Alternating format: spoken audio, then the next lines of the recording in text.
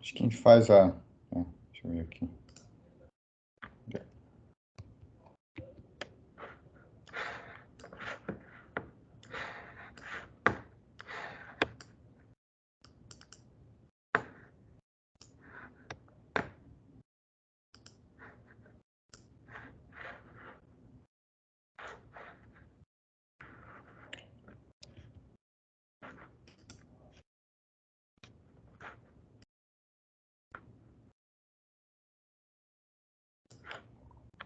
Bem, pessoal, bom dia. Então, vamos começar a aula de hoje, né? Na aula passada a gente estudou partículas idênticas, que é um tópico relativamente simples, mas que tem muita importância nos cursos que vocês vão ver daqui a pouco, né? Como eu já falei, os cursos de matéria condensada, física nuclear, física de partículas, todos os cursos entram tópicos de partículas idênticas, principalmente no curso que vai seguir agora, que é de mecânica estatística. Tá, então a gente viu que no caso de partículas idênticas, né, a gente tem somente dois estados na natureza, ou é um estado completamente simétrico frente à troca de partículas, né, ou um estado completamente antissimétrico frente à troca de partículas. Completamente antissimétrico significa se eu faço uma troca par, vai me dar o mesmo estado, mas se eu faço uma troca ímpar, vai me dar menos o estado. Tá? E o grande problema, então, que tem é a chamada degenerescência de troca, que nunca foi observada na natureza. Então, por isso que o que a gente tem observado na natureza são partículas que têm estados completamente simétricos ou completamente antissimétricos. Completamente simétricos são os bósons e completamente antissimétricos são os férmions. Então, tudo na natureza são divididos entre bósons e férmions. Tá? Que isso tem a ver, então, com a estatística, ou seja, como é que é o estado quântico. Tá? Exemplos de fótons, de bósons são fótons, né? Os mais conhecidos são fótons, tem um bem conhecido que é o bóson de Higgs, né? Que ficou famoso, também causou, assim, mais alguns anos atrás. E os férmions é o que constitui a matéria, né, que são prótons, nêutrons e elétrons, e os quarks, ou seja, então todas as partículas, seja no modelo padrão que descreve o universo como uma coleção de partículas, essas são divididas em bósons e férmions. Os bósons têm estados completamente simétricos, então, portanto, os bósons podem condensar, a gente pode achar todas as partículas num único estado quântico, né? Essa parte da condensação de Bose-Einstein, ela foi feita experimentalmente alguns anos atrás, né? Ou seja, com técnicas especiais de resfriamento, resfriar os bósons até que todos estejam num único estado quântico. Enquanto que os férmions, vocês sabem, desde lá do ensino médio, eles têm o princípio de Pauli, ou seja, que diz que é impossível colocar dois férmions no mesmo estado quântico. Tá? Isso implica diferenças fundamentais entre um bóson e um férmio. Um bóson geralmente tem menos energia, ou seja, ele pode ser encontrado num sistema com menos energia que os férmios. Os férmios, como dois férmios não podem estar no mesmo estado quântico, geralmente, então, a energia de um sistema fermiônico é maior que no sistema bosônico. E tem essa conexão com o spin. Essa conexão a gente não vai ver aqui, chamado teorema spin estatística, que o spin inteiro tem a ver, ou seja, os bósons têm spin inteiro e os férmions têm spin semi-inteiro. Tá? Então, essas principais características de um bóson e um férmio, o fato do bóson condensar e o férmion empilhar. Tá? Então, os bósons condensam, os férmions se empilham. É isso. Depois a gente viu como é que a gente constrói um estado quântico físico, que seja bosônico ou fermiônico, partindo de um estado que não é físico, mas que é fácil de de fazer, que é o estado onde os estados são distinguíveis, onde as partículas seriam distinguíveis, e ela é obtida, então, pelo produto tensorial dos espaços individuais de cada partícula. Tá? Então, se diz aqui que é bem interessante o conceito de superposição e de emaranhamento. A gente vai ver um pouco depois, nas aulas que seguem, mas uma das características fundamentais da mecânica quântica, que torna a mecânica quântica tão fascinante, é esse emaranhamento, ou seja, eles estão em estados em combinação linear de tal maneira que eu não posso separar num produto deles. Então, esse estado aqui, que é obtido a partir de um produto, são estados não emaranhados. E sendo que o postulado da simetrização diz o quê?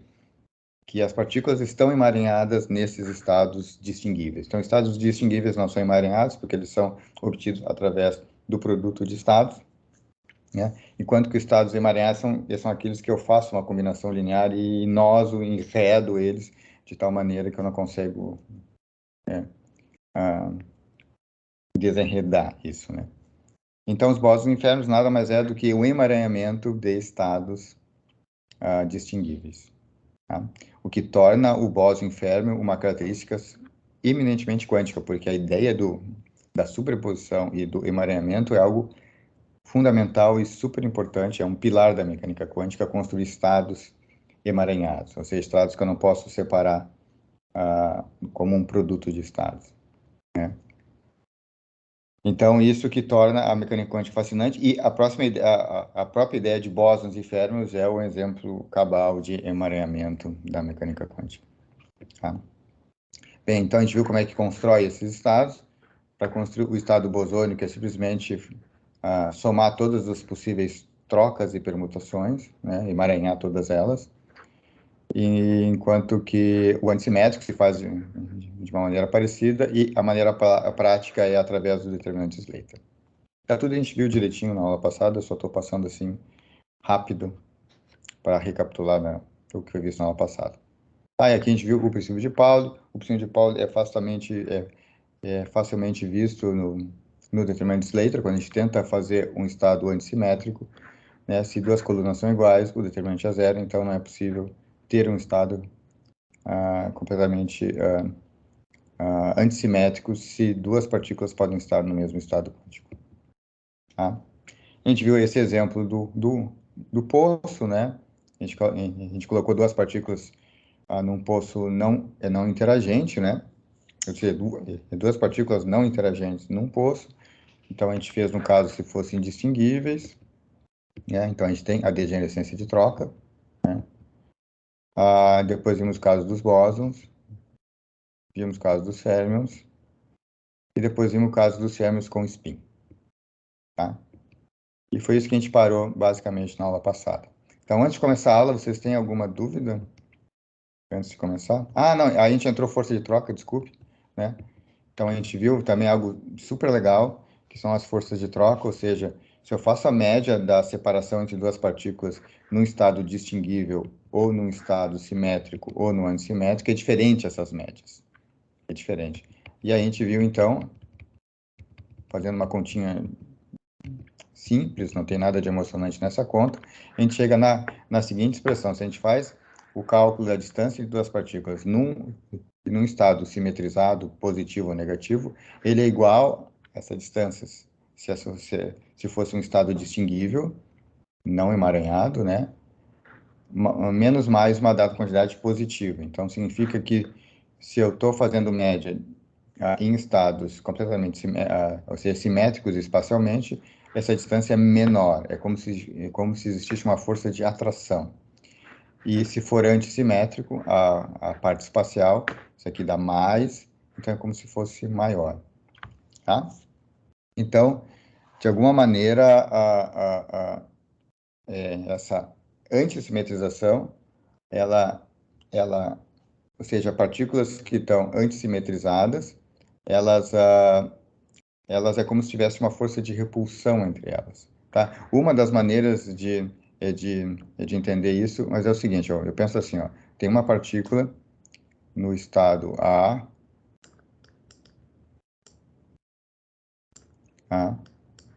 e outra partícula no estado B. Tá? Se eu for antissimetrizar, então a partícula 2 está no estado A e a partícula 1 está no estado B. Então, essa seria a função antissimétrica, né?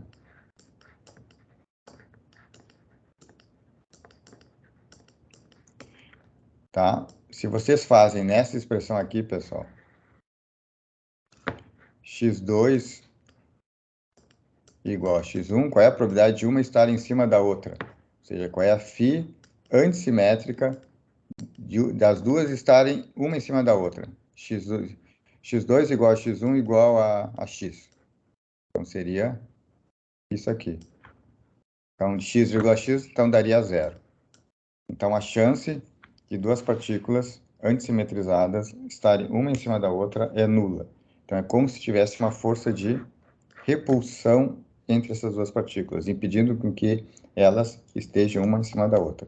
Já numa função de onda simétrica, não tem esse problema.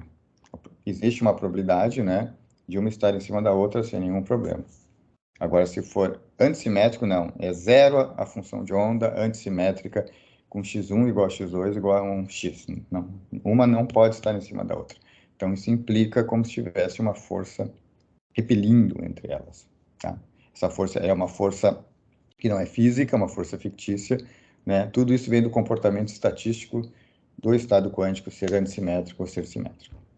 Tá, aí finalmente a gente chegou então nos exemplos, que vai ser essa aula então. Então, dúvidas, pessoal? Por enquanto, antes de começar a aula, vocês têm alguma dúvida antes de começar a mesma aula?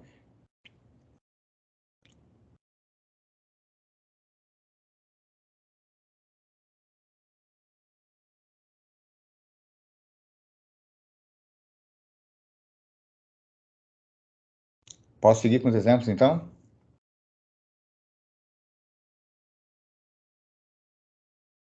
Vocês estão aí?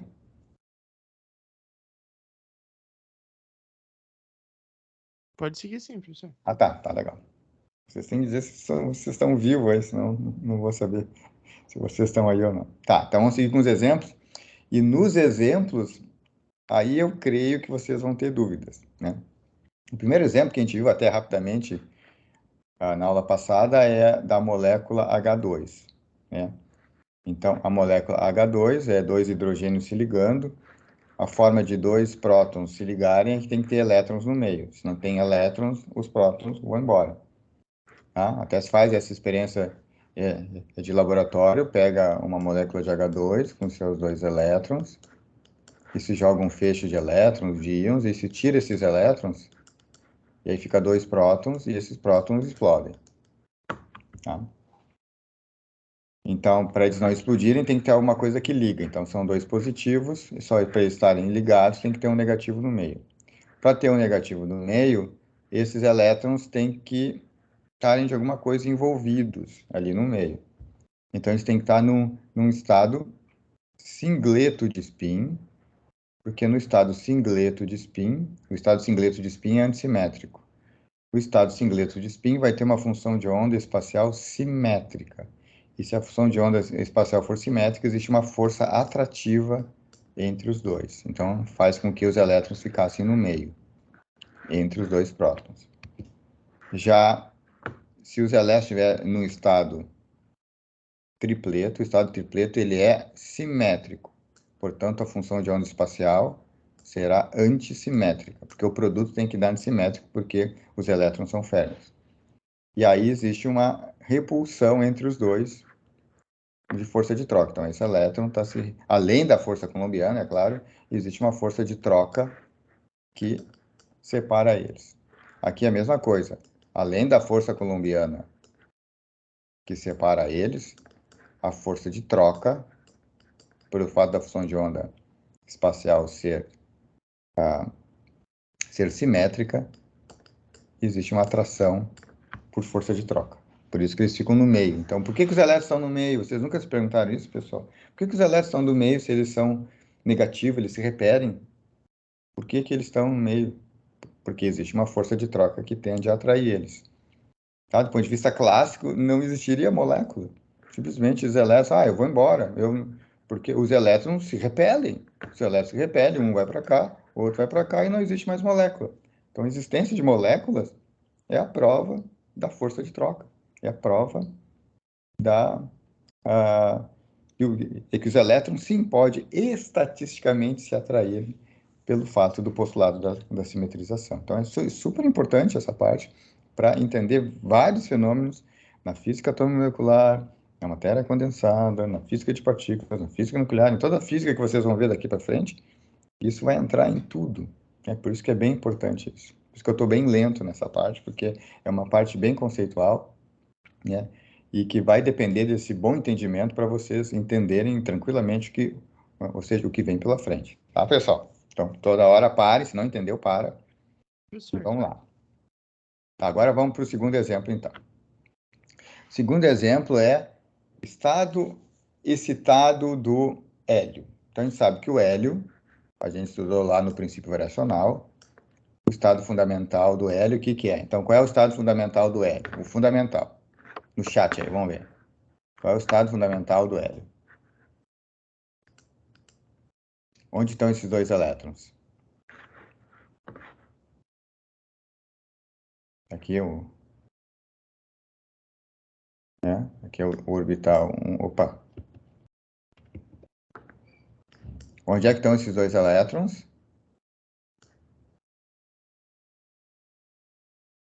Eles estão aonde? Em qual nível?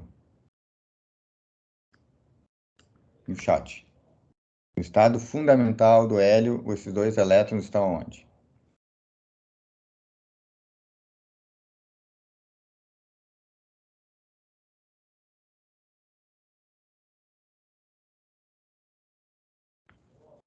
No chat, pessoal, não é?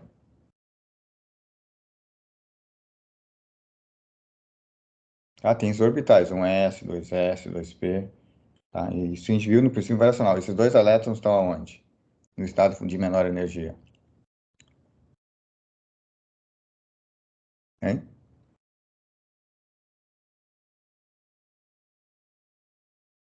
Eu realmente não sei, professor. Então tá, isso é importante. Por isso que é importante até vocês não responderem. Né? Na menor energia, tivesse um elétron só no átomo de hidrogênio, onde é que ele está? Um elétron. Agora vamos para o átomo de hidrogênio. Em qual estado ele está? Onde os estados são S, 2S, 2P, né? Tudo que vocês conhecem. Tá? Um S é N igual a 1, L igual a 0, ML igual a 0, né? 2S é N igual a 2, L igual a 0, ML igual a 0, 2P, N igual a 2, L igual a 1, e M pode ser menos 1, 0, 1. Todos esses estados no átomo de hidrogênio, qual é o estado de menor energia? Átomo de hidrogênio agora, qual?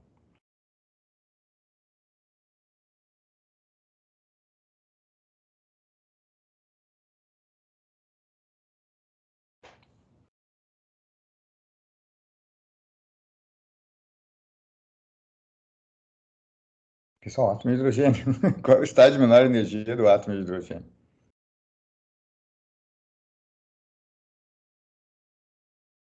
O estado de menor energia sempre é o ground state, que por causa do hidrogênio é o menos 13,6 eletronvolts, né? E esse é o estado 1s, né? N igual Isso, a 1. É. isso. Esse aqui é um S, N igual a 1. Esse é o ground state, tá? Beleza. Tá? Agora eu vou pegar um átomo de hélio. O átomo de hélio, o ground state seria os dois elétrons estarem aqui, ó. Essa é a maneira de minimizar a energia, os dois, tá? Então, esse é o ground state. Ground state. Esses dois elétrons aqui, pelo princípio de Pauli, eles não poderiam estar, mas graças ao spin, eles podem estar aí dois podem estar no orbital 1s. Os dois estão na mesma nuvem. Tá? E esse 1s é um orbital assim, ó. É uma nuvem assim, simétrica. Então, os dois elétrons estão dentro dessa nuvem aqui. Tá? Mas o princípio de Paulo diz que eles não podem estar no mesmo estado quântico. Então, se não tivesse spin, se não existisse spin, o estado fundamental do hélio não seria um S, seria um no 1s e outro no 2s. mas tem spin. Então, eles podem estar os dois no 1s, porque o estado agora é orbital vezes spin. Então, eles têm que ter spins diferentes, né? Opostos, na verdade, para poder estar. Então, esses dois elétrons estão em spins diferentes. Tá? Agora, estados de spins de dois elétrons, você já sabe o que é o singleto e o tripleto. Então, qual que é aqui, então? Esses dois elétrons, eles estão num singleto ou estão num tripleto?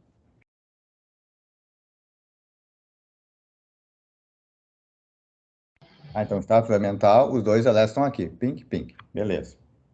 Agora eu pergunto, ok? Eles podem estar lá e não tem problema com o princípio de Pauli porque eles têm spin oposto. Então, eles não estão verdadeiramente no mesmo estado quântico. Porque agora o estado quântico é orbital e spin. Então, a pergunta é, com relação ao spin, eles estão num tripleto ou num singleto, esses dois elétrons? Esses dois elétrons estão com spin assim.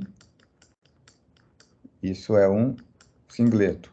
Ou eles estão nesse estado, os dois para cima, ou os dois para baixo, que é um tripleto, né?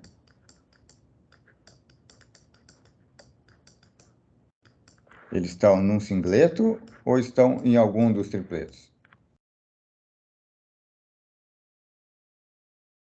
Acho que a Ana respondeu ali no chat que é um singleto, professor. Eu não tô. Meu chat não está funcionando.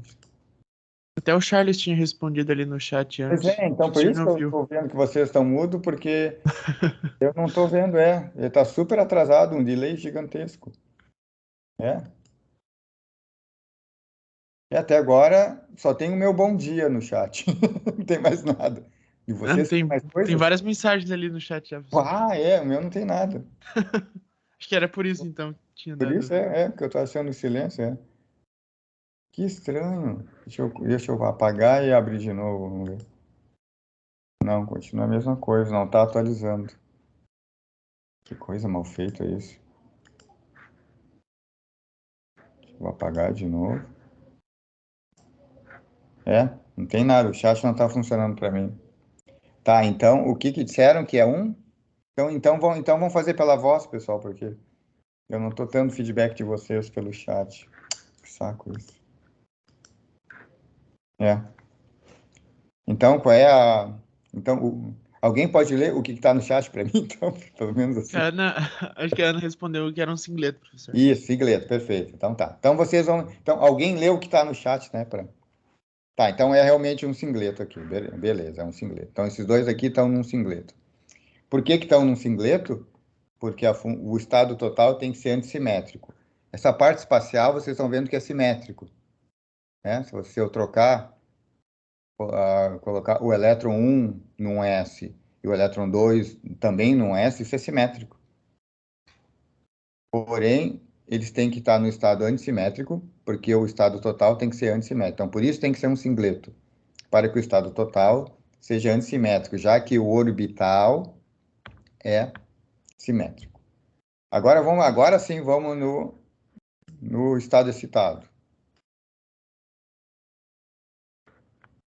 Estado excitado, então, significa o quê? Um elétron está no 1s e o outro elétron está no 2s. Tá? Bem, aqui então, agora a gente tem diferentes possibilidades, porque agora 1s e 2s eu posso fazer uma combinação simétrica, né? Se for uma combinação simétrica de 1s e 2s, então a parte de spin tem que ser antissimétrica. Então a parte de spin tem que ser o singleto. Se eu faço uma combinação antissimétrica, isso é na parte orbital e na parte de spin. Na parte orbital, eu faço uma combinação antissimétrica, simplesmente pegando isso vezes isso, menos o contrário, né? Então, a parte de spin tem que ser simétrica.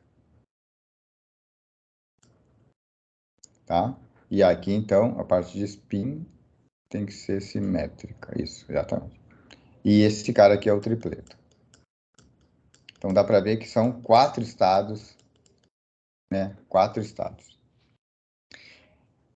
Eles são degenerados ou não, esses 4 estados? Um estando num S e o outro estando no 2S. Eles são degenerados, sim ou não?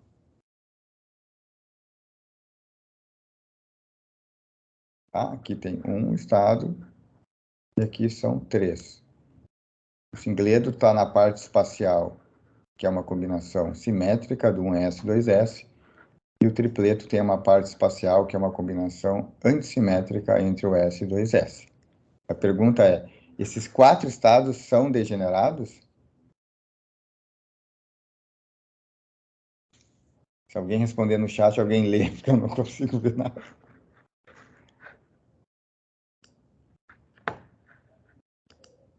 O que vocês acham? Vocês podem Eu achar acho que qualquer sim, coisa. professor, mas eu não tenho certeza, não. Você está certo, tem que dizer, eu também acharia isso. Quem mais acha? Achar, vocês estão livres para achar qualquer coisa. Mas eu preciso ter o feedback de vocês para achar o caminho, né? Então, acha que é degenerado. Quem mais acha que é degenerado? Todo mundo acha também?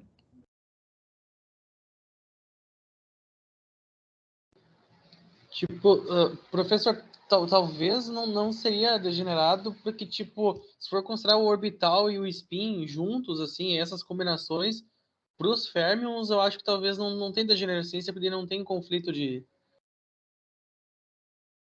Mas assim, ó, qual seria a energia desse sistema? Seria um está no 1S e o outro está no 2S.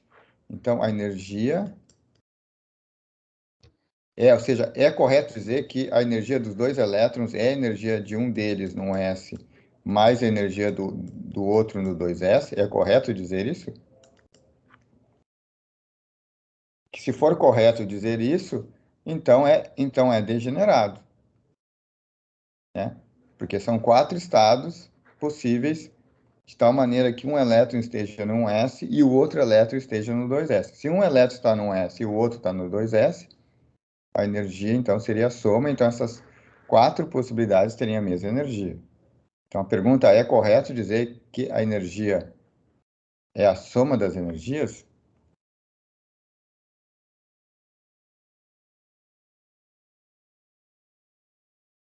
Que se for correto, então o sistema é degenerado mesmo. São 4 possibilidades que teria a energia a soma da 1S mais a 2S. Né? Então, a pergunta é correto dizer isso? Que a energia de 2 elétrons é a soma das energias? A gente usou isso no poço. Agora veio o chat. O último é a Ana que disse singleta. É isso que vocês estão vendo? Isso, professor. Até 53. Tá, então veio agora. Tá. Então tá, agora eu posso ler, em princípio. Lá no poço a gente fez isso. Você lembra aqui, ó? A gente fez isso. O exemplo do poço aqui, ó. A gente disse que a energia é a soma das energias aqui, ó. Eu posso também dizer isso no átomo de hélio? Sim ou não? O que vocês acham?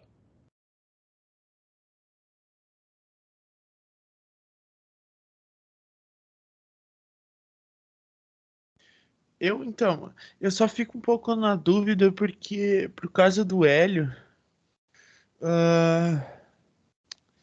é que assim, aquela parte de antes ali que a gente tava falando daquelas forças de troca, ela é meio anti-intuitivo que exista, né?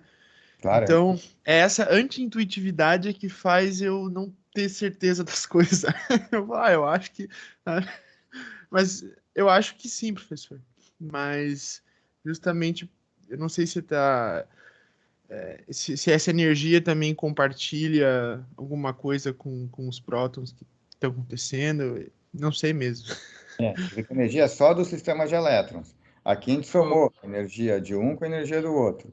No átomo de hélio, eu posso pensar como se fosse um poço que tem 2 elétrons? Mesma coisa, eu posso pensar? Professor, eu acho o seguinte... pode falar, Ana. Pode falar. Eu acho que talvez não seria essa soma não seria assim. Tipo, não seria só somar essas duas energias para dar energia do sistema, porque, tipo, nesse caso, as partículas do poço, né? As partículas, elas não interagem. No caso do hélio, elas interagem. Seria por isso? Exatamente isso. Essa é toda a resposta. Perfeito, exatamente isso. Quando a gente tem um sistema de partículas não interagentes, a energia é aditiva. Isso para qualquer sistema. Se a gente tem N partículas não interagentes, a energia é aditiva. É da primeira partícula, mais da segunda, mais da terceira, mais da quarta. Quer dizer que o hamiltoniano é a soma dos hamiltonianos. Agora, quando elas interagem, o hamiltoniano é a soma dos hamiltonianos mais um termo de interação, o H'. Se lembra a interação elétron-elétron? Então, devido à interação elétron-elétron, né? Então, não é a mera soma. Então, na verdade, não é a mera soma, então. Então, na verdade, esses estados não são degenerados porque tem algo que a gente não está considerando, o fato dos elétrons estarem interagindo, porque eles têm carga, né? Tá?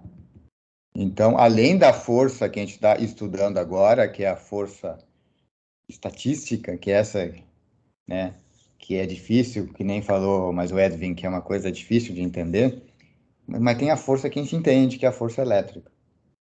Tá? Então, devido ao fato da força elétrica, a interação entre dois elétrons, a energia não é a soma das energias, mas a energia do primeiro, que é a energia cinética do primeiro elétron, e a energia potencial do primeiro elétron, a energia cinética do segundo elétron e a potencial do segundo elétron, ainda tem o termo elétron-elétron. Tá? Então, na verdade, existe, então, esse termo de interação. E como é que a gente trata isso? A gente modela como se fosse uma perturbação, que fica mais fácil. Então, mas a energia é isso mais a média da interação elétron-elétron. Isso que a gente diz. Ó. Tá? Agora, desses 4 estados aqui, qual que vocês acham que vão ter uma média da interação elétron-elétron menor? Entendeu? Se não tivesse a interação elétron-elétron, esses 4 estados, um singleto e 3 tripletos, teriam a mesma energia. Agora, eu liguei a interação elétron-elétron. Tá? O físico sempre pode desligar e ligar as interações, para ficar fácil. Então, eu pego um átomo de hélio, onde eu desligo a interação elétron-elétron. Então, esses 4 estados são degenerados. Agora, eu vou lá e ligo a interação elétron-elétron. Qual deles vocês acham que vai me dar a maior energia? O singleto vai te dar maior energia, pensando no ponto que ele é o ligante para o caso do H2? É isso mesmo, é o singleto. Então, aqui, ó. Então, na verdade, o singleto vai dar a maior energia e o que dá a menor energia é o tripleto. Então, na verdade, se separa. Então, fica que o singleto, aqui está o singleto, e aqui está o tripleto. Então, o singleto vai ter maior energia, porque num estado singleto, o estado singleto tem uma função de onda espacial simétrica, onde faz com que os elétrons estejam mais próximos. Se eles estão mais próximos, tem maior repulsão coulombiana. Já no tripleto, ele tem menor energia. O tripleto tem menor energia porque o tripleto, pelo estado de spin ser simétrico, o estado espacial é antissimétrico. Então, naturalmente, os elétrons já têm uma força que evita, que faz com que eles fiquem mais distantes. Se os elétrons são mais distantes, a interação coulombiana é menor. Então, é exatamente isso. Então, por isso que os estados tripletos, eles têm menor energia que os estados singletos, em geral. Tá? Por quê? Porque no estado tripleto, os elétrons estão mais afastados, minimizando a parte da repulsão coulombiana. Tá? Então, é exatamente isso. Tá? Então, tá aqui, ó, aqui dá para ver, ó, esse aqui é uma função de onda assimétrica. Esse aqui é o caso do singleto, né? Porque a função de onda é simétrica, o singleto é antissimétrico, né? Então, a probabilidade de 2 elétrons estarem mais juntos num estado simétrico é maior que num estado antissimétrico. Por isso que a energia, né, de um estado antissimétrico é menor, a energia coulombiana é menor do que no caso simétrico. Então, esses 4 estados que seriam degenerados, na verdade, não são. O tripleto tem a energia menor, e é isso que acontece quando a gente vê a espectroscopia aqui Deixa eu ver se eu apago aqui. A gente vê os níveis de energia, tá aqui, ó, os níveis de energia. Então, a gente divide em 2, assim, ó, como o hélio tem 2 elétrons, esses 2 elétrons, pensando só no spin, eles podem estar num tripleto e num singleto. Se eles estiverem num singleto, isso chama para-hélio. Então, para-hélio são 2 elétrons no singleto. E o ortohélio são 2 elétrons num tripleto. Então, para-hélio, o estado fundamental do para-hélio é um S, né? Tudo bem, né? E o estado fundamental do ortohélio, já que é um tripleto, então necessariamente é o 2S. Tá? Então, aqui dá para ver que tá aqui o estado fundamental do átomo de hélio, ele é um singleto. E o primeiro estado excitado é o ortohélio, é um tripleto. Tá? E a energia desses dois elétrons, ou seja, esse 2S significa, esse 2S aqui, ó, significa um elétron está no 1S e o outro elétron está no 2S. Isso significa esse 2S aqui. Tá? Então, essa situação do tripleto tem uma energia menor do que a situação num singleto. Porque aqui corresponde a essa função de onda e aqui corresponde a essa função de onda. Opa! Tá? Então, essa função de onda é antissimétrica, então eles estão mais separados, minimiza a energia colombiana, e essa aqui elas estão mais juntas, aumenta a energia colombiana. Tá, pessoal? Bem, esse tipo de coisa, vocês explica coisas que vocês já sabem desde o ensino médio. Você se lembra desse diagrama de Pauli? Sim. De Pauli? Se lembra disso? Como é Sim. que eu vou preenchendo, né? Ou seja, assim, mas agora eu não vou para o hélio, mas agora eu vou para átomos de muitos elétrons. E a primeira aproximação digamos, desligar a interação elétron-elétron. Se eu desligasse a interação elétron-elétron, né, aqui a gente teria uma degenerescência de 8, uma degenerescência de 18. Mas, na verdade, quando a gente liga a interação elétron-elétron, a gente vê, então, que esses subníveis, eles não têm toda... Ou seja, o 2s2 e o 2p não têm a mesma energia. Quem é que tem, ou seja, quem é que tem mais energia? O 2s ou o 2p? Quando eu ligo a interação elétron-elétron. Tá? Ou seja, a ideia é preenchendo os níveis para minimizar a energia. Então, a primeira coisa é colocar 2 no... Entendeu? Eu tenho um átomo, isso aqui, eu tenho um átomo com vários níveis. Aí eu vou colocando 2 aqui, depois vou colocando, né, vou colocando, até ter o estado fundamental de um átomo. Então, a gente está interessado na estrutura eletrônica do estado fundamental de um átomo. Então, a primeira coisa são 2 no 1s, por isso que é 1s2. Próximo, eu coloco mais 2 no 2s. Então, de novo aqui, isso aqui é um S, eu coloco mais 2 no 2s. Por que eu coloco no 2s e não no 2p, pessoal? Porque, na verdade, o 2s tem energia menor que o 2p. Por que o 2s tem energia menor que o 2p?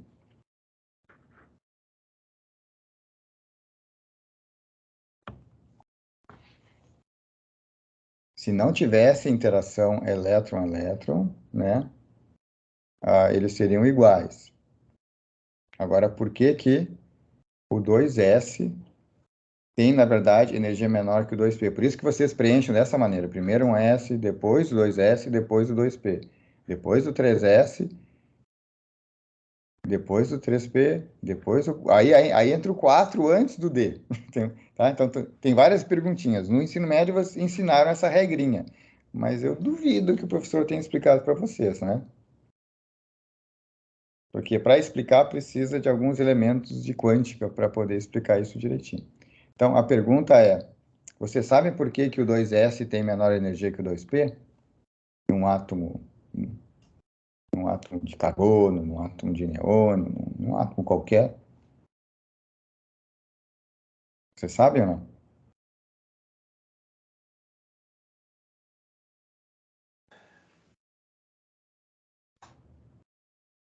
Bom, eu não sei se o senhor, se a mensagem no chat chegou para o senhor, mas a Ana perguntou ali se não seria por causa da simetria.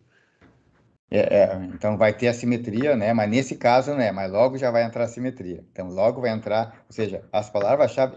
Desculpe, Ana, mas eu tô ver que a última mensagem. Ah, agora chegou. Simétrico, é isso? Tá. Agora que eu vi. Agora que chegou, na verdade. Então, as palavras-chave é o princípio de Pauli, ou seja, no máximo a gente pode colocar num S é 2, porque só tem 2 estados. Agora, a próxima, que é a resposta de por que o 2S tem energia menor que o 2P, é a blindagem. E a parte da simetria também vai entrar daqui a pouco, tá? Então, essa é a ordem. A gente primeiro coloca no 2S e depois o 2P, porque a energia do 2S é menor que a energia de 2P. Por que a energia do 2S é menor? Por causa da blindagem, tá? Então, acontece o quê? Você sabe que um átomo, ele tá aqui, ele tem uma carga Z, tá? E tem os outros elétrons por aqui, ó. E existe a interação elétron-elétron, né? Então, esse elétron em questão, se ele tiver mais próximo do núcleo, vai ter menos blindagem pelos outros elétrons e a energia vai ser menor. Se ele estiver mais longe do núcleo, devido à blindagem, ele vai ter uma energia menor, tá? Então, quanto mais perto do núcleo, menos blindagem, energia maior, porque ele está mais perto do Z, então diminui a energia bastante, negativamente, né? Quanto mais longe do núcleo, maior é a energia, tá? E as ondas S são mais penetrantes que as ondas P, tá? Porque a gente viu lá no curso, lá na parte do átomo hidrogênio, que a função de onda vai tipo R na L perto da origem. Então, a onda P, né? Então, se eu esse R na L, se eu faço um gráfico de R na L, é uma coisa assim, ele cada vez que eu aumento L, mais perto de zero tá. Então, se diz que as ondas S é penetrante, a P é menos penetrante, a D é menos penetrante ainda. Então, quanto maior o número quânticozinho Lzinho, mais longe do núcleo eles estão. Então, na verdade, o 2S tem uma energia menor que o 2P, porque a onda S é mais penetrante, ela está mais perto do núcleo e, portanto, enxerga um Z negativo mais forte, então vão ter uma energia menor. Então, o 2S vem antes do 2P, né, por causa disso, né? E depois segue o quê? Segue o 3S, depois segue o 3P,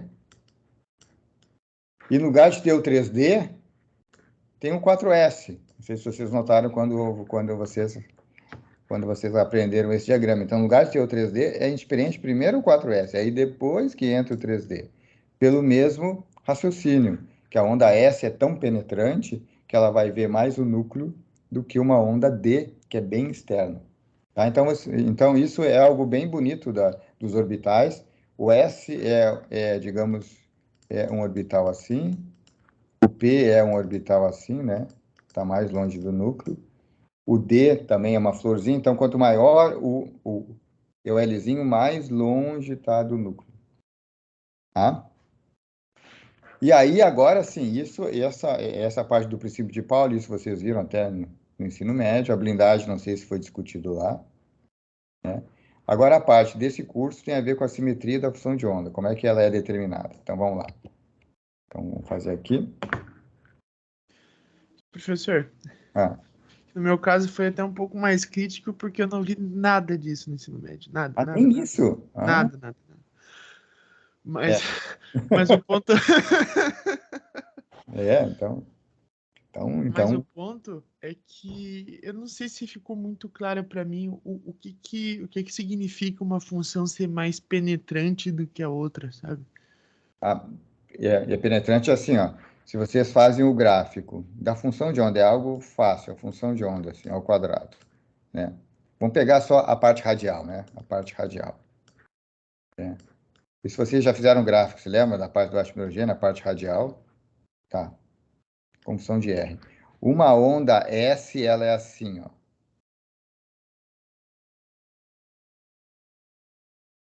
Uma onda P... Não, uma onda, desculpe. A probabilidade radial com função de R. Vocês podem fazer esse gráfico até no Python. Se vocês fazem para L igual a 1, vai dar uma coisa assim. Vocês fazem para L igual a 2, vai dar uma coisa assim. Vocês fazem o gráfico para L igual a 1, vai dar uma coisa assim. De novo, né? Deixa eu fazer de novo, tá? Tá? A probabilidade radial, aquelas funções de onda do átomo de hidrogênio, né? Então, para uma onda S é uma coisa assim, uma onda P é uma coisa assim, e uma onda D é uma coisa assim. Então, se diz que a S, P, D. A S é mais penetrante. Ó, onde é que está o núcleo? O núcleo está aqui, ó. Até uma onda S pode estar presente dentro do núcleo. Tem reações nucleares com elétrons de orbitais S, porque o S pode estar dentro do núcleo. Já o P não, o P ele não pode estar, ele é pouco provável. E o D é menos provável ainda. Então, quanto maior o Lzinho, mais longe está a densidade de probabilidade, a nuvem do núcleo. Tá? Então, portanto, o elétron que está num orbital S, ele vê mais o núcleo, porque ele está perto do núcleo. Já esse que está em 3D, ele está longe do núcleo. Tá? Então, quanto mais perto do núcleo, menor é a energia, porque ele sente o potencial negativo do núcleo. Né? A interação positivo do núcleo elétron, que é negativa, é algo negativo. Então, isso é forte, porque ele penetra, ele vê a carga do núcleo com Z. Já o 3D, ele enxerga uma carga do núcleo menos a blindagem dos outros elétrons. Então, por isso que um orbital externo vê uma carga efetiva de 1, que é a carga do núcleo Z menos os N-1 elétrons que estão blindando o núcleo. Já um elétron que está perto do núcleo, ele vê a carga Z, porque os elétrons externos, devido à lei de Gauss, não exercem força. Então, esse que é o efeito de blindagem. Próximo ao núcleo, a carga efetiva é Z. Longe do núcleo, a carga efetiva é 1, porque o átomo é neutro. Então, o elétron, eu pinto um elétron lá, né? Então, pega um átomo neutro. Eu pinto um elétron, se esse elétron estiver próximo do núcleo, ele vai ver Z. Agora, se esse elétron pintado estiver longe do núcleo, ele vai ver 1. 1 por quê? Porque a carga do núcleo Z menos dos N-1 elétrons que estão blindando. Então, esse é o conceito de blindagem. Que a gente usou ele quando a gente estudou o átomo de hélio e vimos que o Z efetivo no átomo de hélio, no teorema variacional, deu 1,69, que foi entre 1 e 2. 2 seria 2, o Z efetivo, se a função de onda fosse muito próxima ao núcleo, seria 1 se a função de onda fosse muito longe do núcleo. Tá? E orbitais S, elas mergulham para dentro, orbitais S mergulham para dentro, e orbitais D, F estão mais afastados. Tá? Isso a gente faz fazendo o gráfico das funções de onda do átomo de hidrogênio, como vocês fizeram num dos exercícios. Ficou claro, então? Acho que agora sim, professor. Obrigado, viu? Então, tá, beleza. Então, vamos seguir, então. Então, essa é a parte do diagrama de Linus-Pauling, que vocês viram lá na química, ou deveriam ter visto, né? E agora vamos fazer o seguinte, qual é a configuração eletrônica? Então, no caso, a anotação espectroscópica é assim, ó. A anotação da configuração eletrônica de um átomo, ou vocês colocam 1s2, 2s2, se lembra que vocês faziam aquelas caixinhas? Né? Se lembra ou não? Que vocês faziam? Né? Até a gente pode olhar, quer ver aqui, ó, se vocês vão num site qualquer,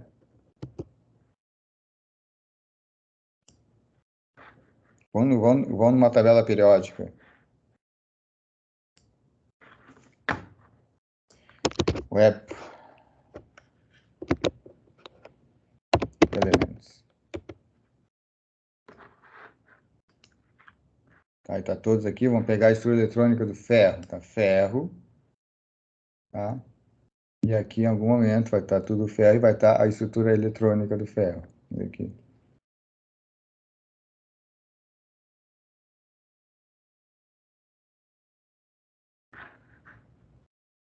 Não tá?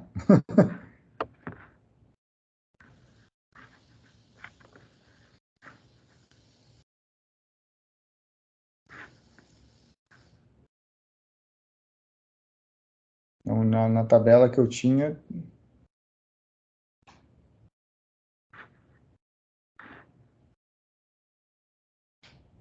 Essa tabela não tem estrutura eletrônica.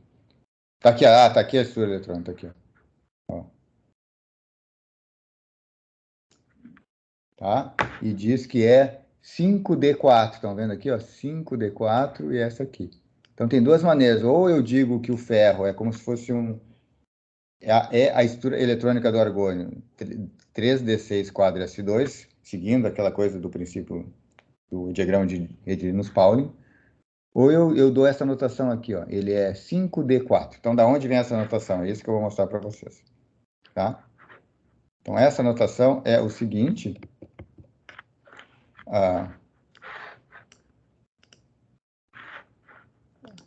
Essa notação entra o spin total, o momento angular total, orbital e o momento angular. Então, entre os três momentos angulares. J é o momento angular total, L é o momento angular total orbital e S igual ao spin total. Então, aqui tudo é total porque são N elétrons. Tá? Então, spin total, a soma de todos os spins, L total, a soma de todos os Lzinhos, J total, a soma de todos os Jzinhos. Tá? Então, é o seguinte, no hidrogênio é fácil, quanto é que é o spin total ou seja, no átomo de hidrogênio, é 1s. 1s significa, então, que o spin total S é meio, porque só tem um elétron, o Lzinho é igual a zero, porque é um estado S, e J, usando a regra do triângulo, é meio. Então, agora, então, o momento angular total é zero, então entra... Então, é assim, ó, quando é minúsculo, é por elétron, quando é maiúsculo, é total. Então, se diz, então, que é S, tá? Quando L igual a zero, quando L total for igual a zero, se chama pela letra S, quando L total for igual a 1, P maiúsculo, assim por diante. L total, angular, igual a 2, é o Dzão, tá? Então, isso aqui entra, então, L igual a zero é isso aqui, L, tá? O J é meio, então por isso que aqui é meio. E o Szinho é meio, mas só que entra aqui 2S mais 1, por isso que aqui é 2. Então, a conversão eletrônica nesta notação do hidrogênio é 2S meio. Agora vamos fazer do hélio.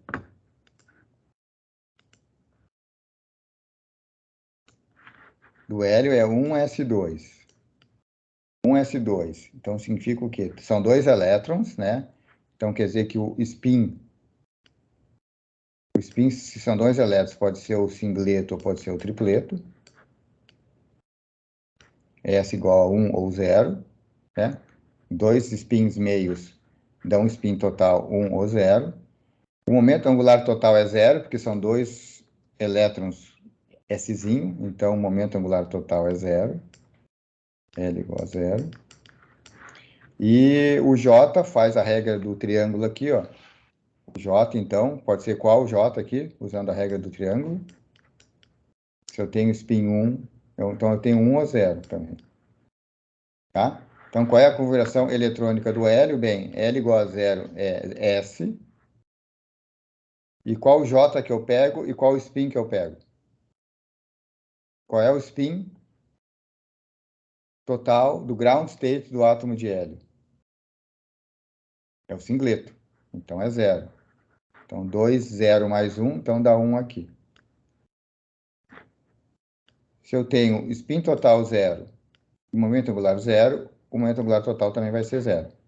Então, 1s0 é a notação espectroscópica do ground state do hélio. Tá? E assim por diante. Tá? Eu vou fazer aqui, ó, um exemplo melhor para o carbono. Então, o carbono, aqui, ó, o carbono, quanto é que é? 3P0. Vamos ver de onde vem esse 3P0. Então, o carbono é 1S2, 2S2, 2P2. Tá? Então, o spin aqui é sempre da última camada aberta. Essas camadas estão fechadas. Então, sempre vocês têm que pegar... É isso que é o legal do modelo de camadas. Qualquer momento angular dentro de cada camada, se estiver completo, é zero. Então, para fazer o ground state de um dado elemento químico, eu pego só a camada externa que está aberta, porque as camadas internas têm S igual a zero, Szão igual a zero, Lzão igual a zero, Jão igual a zero. Então, só pego da camada de valência. Nessa camada de valência, a última aqui que está aberta, porque 1S2 está fechado. A spin total é zero, o momento angular total é zero. 2S2 é a mesma coisa. Agora vamos pegar o 2P2. 2P2 são 2 elétrons. Os 2 elétrons podem estar ou num tripleto ou num singleto. Spin total 1 ou 0. Tá? O L aqui, ó, são 2 elétrons com Lzinho igual a 1. São 2 elétrons com Lzinho igual a 1 pela regra do triângulo, porque eu tenho que somar o momento angular do primeiro elétron, o momento angular orbital do segundo elétron, para ter o momento angular total orbital. Então, pela regra do triângulo, né, pode ser, então, quando isso aqui é igual a 1, quando isso aqui é igual a 1, pode ser entre 2 e 0. E o spin total é só fazer a regra do triângulo entre todas essas possibilidades, então daria de 3 a 0. Qual deles é o estado fundamental, pessoal? Qual deles?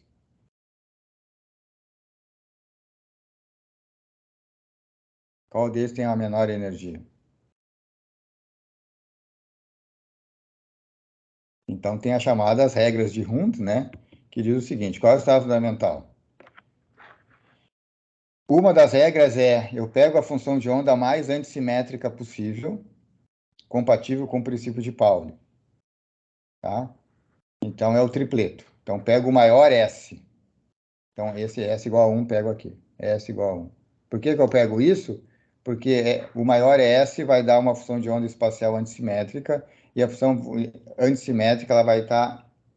os elétrons vão estar mais separados, minimizando a repulsão colombiana. Eu quero o estado fundamental, então eu quero menos repulsão colombiana possível desses dois elétrons. Eu quero que eles estejam mais distantes. Se eles estão muito próximos, a repulsão colombiana aumenta a energia. Se eles estão afastados, diminui a energia colombiana.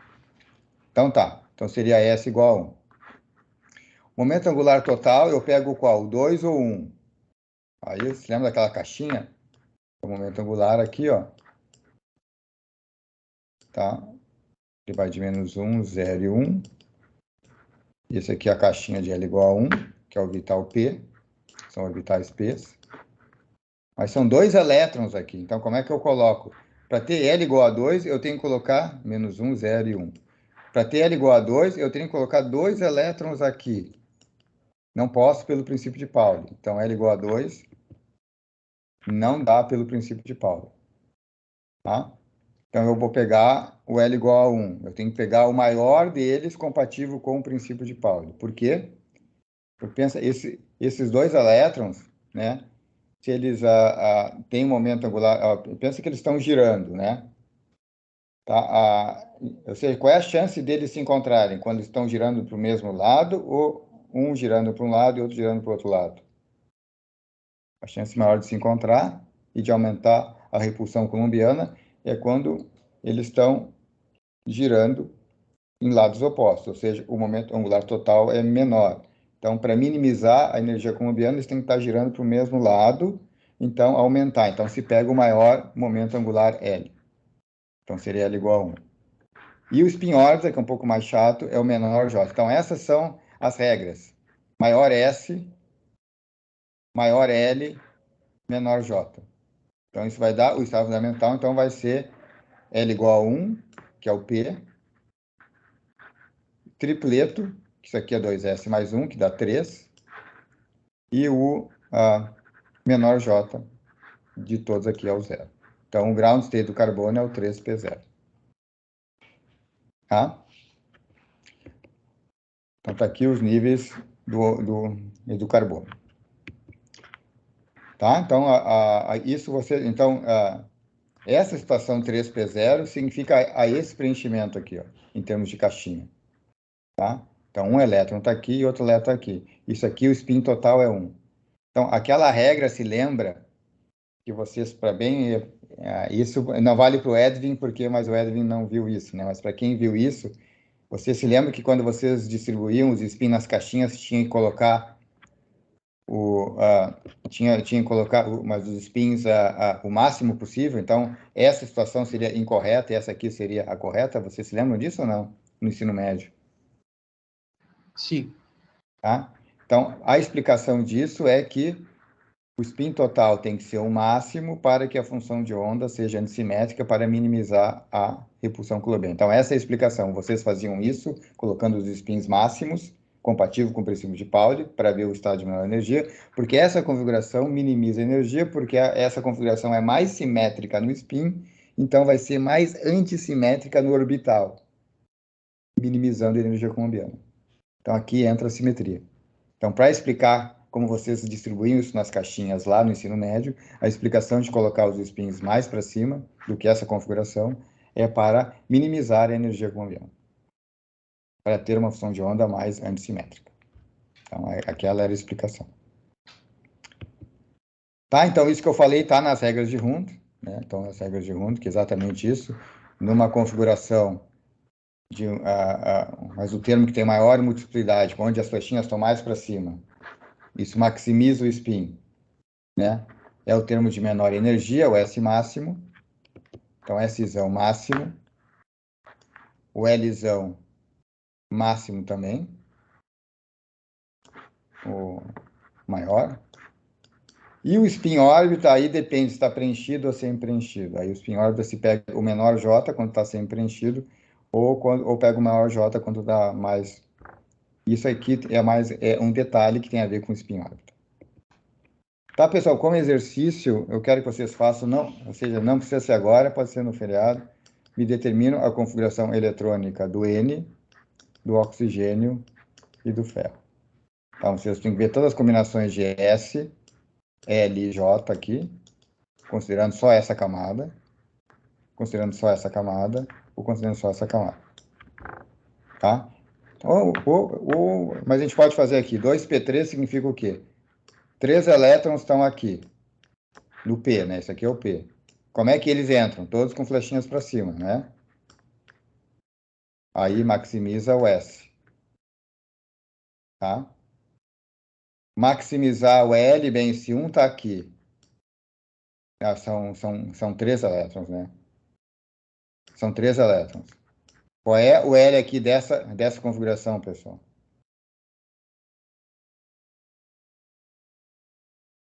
Aqui é menos 1, 0 e 1. Então, L vai dar 0 nessa configuração. Tá? Então, esse S aqui é 3 meios. Esse aqui vai dar 0, né? E esse aqui, então, tem que ver entre os dois, vai dar também 3 meios. Tá? Aqui com 4 é a mesma coisa. Então, entramos aqui.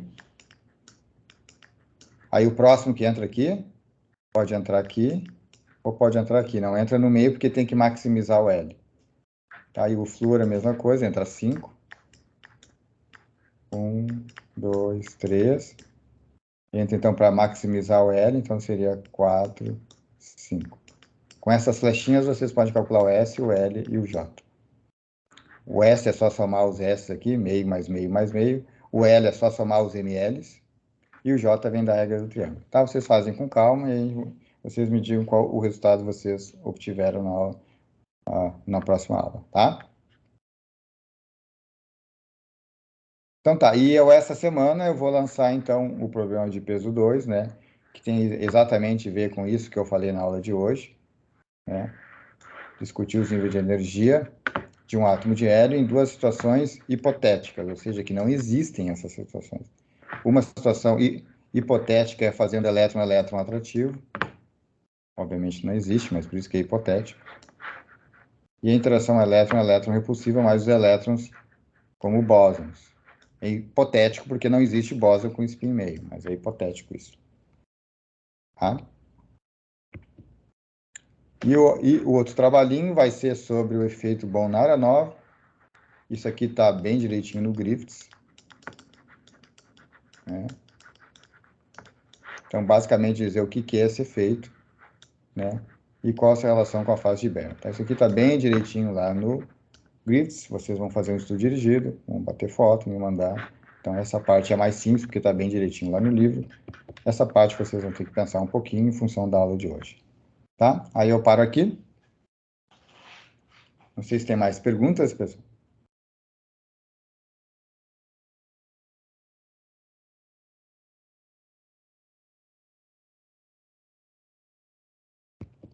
Eu acho que, pelo menos a princípio, as dúvidas vão surgir na hora de fazer o problema, mas Então, eu gostaria agora que tá tranquilo. fizessem isso aqui, ó, para ver se vocês entenderam mesmo. Então, façam em casa com calma e aí a gente esclarece as dúvidas depois. Mas é importante tentar fazer, né?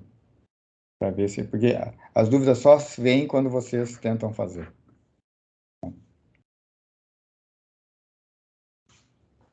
Mais alguma perguntinha ou comentário?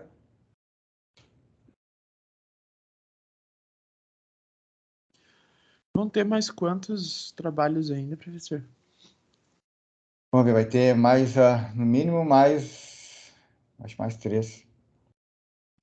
Aí termina o curso. Sendo o último de peso 3. Isso, o último de peso 3.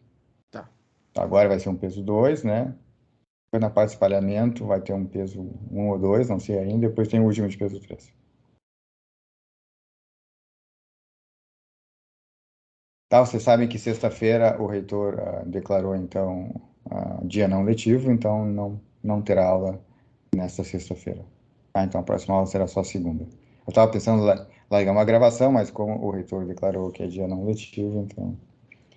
E como a gente está com tempo, assim, mas a gente não está apertado, a gente está num bom tempo, então sexta-feira não haverá aula, mas vai ter exercícios que eu vou passar para vocês, então, infelizmente... Vocês vão estar fazendo algum exercício de quântica nesse feriadão. Desculpe, mas é assim que funciona, né? Tá, pessoal? Mais alguma pergunta? Até onde mais ou menos que a matéria vai, professor? Agora a gente vai entrar em espalhamento, que é uma área super bacana. Eu sou meio suspeito, porque eu faço pesquisa em espalhamento, né? Então, a área de espalhamento entra agora, isso. Aí vai ser, o último tema vai ser espalhamento, e depois ainda tem a parte de interpretação da mecânica quântica, coisa assim, que aí é mais assim, é mais uma curiosidade, né? Mas mas a matéria mesmo que falta mas é a parte de espalhamento, tá? Então, Mas eu imagino que você esteja também próximo do fim nas outras disciplinas, né? Também é isso? mais ou menos. Mais ou menos. E algumas sim, outras não. Tá. É que agora vai acumular, pessoal, entendeu? Vai ser no final, né? Vai dar uma boa acumulada. Então aproveita o feriadão para tentar, né, recuperar as energias, né? Mas a gente vai chegar a ver pelo menos alguma coisinha pelo menos, sei lá, uma visão geral assim da quântica de campos? Não. Então, mas a gente vai ver espalhamento, que é uma parte que vocês não conhecem, é uma super novidade, é bem diferente, vocês não viram isso. Até agora vocês resolveram problemas de estados ligados, agora nós vamos resolver problemas de estado de espalhamento. Tem a ver com colisões, né? Tem a ver com scattering, espalhamento. Isso, né? E depois a parte de campos teria que ver primeiro a parte relativística de Dirac. Então tem que ver a equação de Dirac, para depois entrar em interior de campos. Isso é tema de pós-graduação. Não é tema de graduação. Até porque o curso está bem já, não sei se vocês notaram, mas ele é bem longo o nosso curso, não é um curso curto, né? É um curso que Bem tem longo e bem denso, né? É bem denso, é bem denso. Então colocar campos aqui seria completamente impossível. Eu até tava conversando com o Cauê ali que talvez, não sei, eu acho que quântica poderia ser umas 2 cadeiras de 4 créditos, sabe? Podia ter fácil mais uns 2. Essa é a ideia do novo currículo. Quebrar essa em 2 de 4. Não sei se Porque estão realmente sabendo que está sendo elaborado um novo currículo e essa é a tendência. Essa quântica vai ser quebrada em 2, né, de 4. Na verdade, eles querem, na verdade, fazer algo estranho, porque vocês tiveram a introdução e essa Tá quântica. uma misturada. Vão dar uma misturada. Então, vão pegar a introdução, vão pegar essa e vão converter em 2 de 4. Aí eu já acho pouco, entendeu? Eles vão Não, e aí um 2 pedaço de 6 com 2 de 4, né? Aí já fica apertado de novo, né? um pedaço de introdução à quântica vai para física 4. Eu sou representante discente do departamento de astronomia, então eu estou acompanhando um pouco mais de perto as conversas de mudança curricular, mas é uma bagunça. Tá. Mas, na verdade, então, vai ficar mais apertado, mas a ideia, Ana, ou seja, já que tu tá nesse, né, é que tem que ter espaço para fazer extensão, é isso que eu entendi mesmo? Tem que ter uma extensão. Tá rolando uma reformulação geral do currículo e, tipo, mudar umas coisas para cadeiras eletivas também, para mudar qual que é o espírito do curso, quem que você está formando no bacharelado, né? O que eles estão querendo fazer é dar uma formação um pouco mais ampla, que você não precisa formar todo mundo para ir direto para pesquisa, né? Então, tem umas coisas parece que a clássica 2 para astro vai passar a ser eletiva, não vai ser obrigatória. E aí, no final das contas, vai criar a mudança de número de crédito obrigatório vai ser muito pequenininha. Isso, vai ser menor. Mas esse muito pequenininho é para entrar a extensão. Porque tem uma lei federal que tem que ser cumprida, que 10% do curso tem que ser em extensão, é isso, né? Sim. Para astro vai ser mais ou menos fácil, porque é fácil fazer extensão em astronomia. Agora, tem outras áreas da física que não é tão fácil, né, fazer extensão. Sim. Mas aí, como que o pessoal da Astro vai ver mecânica lagrangiana e hamiltoniana? Eletiva. Se você quer, você sabe que você quer seguir para mestrado e doutorado, você pega, olha, ok, tenho que pegar esta cadeira como uma eletiva. Eletiva. Porque é, inclusive, conteúdo do EUF, né? Nossa, isso me parece bastante complicado, porque eu já estou quase no fim do curso e ainda estou um pouco em dúvida sobre qual área seguir. Mas vamos ver como que vai ficar. Eles querem. A galera do bacharel normal, o que eles estão fazendo, assim, que eu achei bem legal, é que criaram uns mapinhas de tipo, tá bom, no que você tem interesse? Olha que coisas seriam interessantes para você mexer com. Quais cadeiras seriam interessantes você pegar para você ter uma formação legal nessa coisa que você tem interesse. A Astro acaba sendo já o direcionamento dela com ela mesma, né? Então tem menos disso. O que eles fizeram também foi abrir espaços de tipo grupos de matéria. Você pode fazer qualquer coisa dentro desses grupos aqui, não cadeiras específicas. Ana, tu sabe quando é que vai entrar isso? Já não... A extensão tem que estar até o ano que vem, né? E o que eles querem fazer é que o novo currículo passe a valer junto com a extensão. Então, não sei se no... Pior que o calendário tá tudo errado, então não sei se é ano que vem, 2022 então, provavelmente... /1 ou se é 2022 /2. Então, é isso, Ana? O quê? Essa que a gente está fazendo agora, a 1210, vai ser a última vez que ela vai ser dada? Não.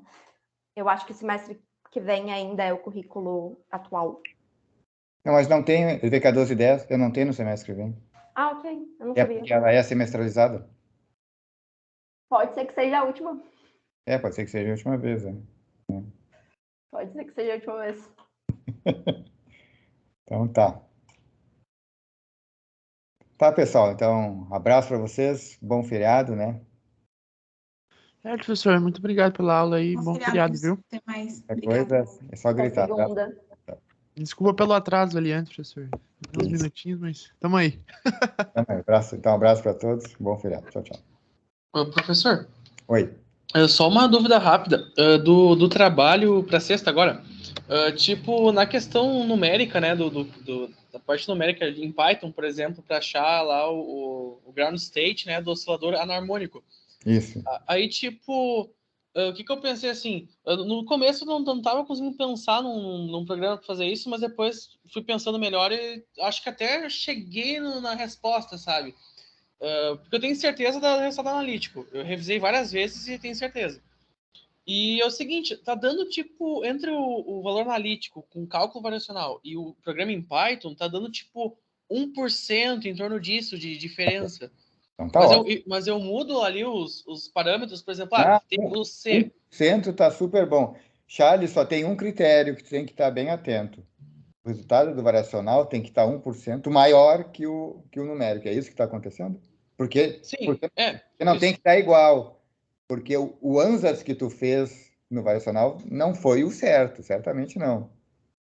Tu fizeste qual ANSAS? Um Eu gaussiano? usei o gaussiano. Esse não é o correto. Mas mesmo assim, tu chega a 1% do correto. Mas aí tu Sim. tem que ver se ele está acima. Ele está acima ou não? Porque se tiver abaixo, tem algum problema numérico. Por exemplo, eu botei um valor lá, aí tipo, não lembro agora exatamente o valor, mas eu coloquei um valor, eu fui variando e foi sempre dando 1% de diferença, por aí. Aí, tipo, botei um valor lá que deu, por exemplo, 0,85 no analítico e 0,84 no numérico.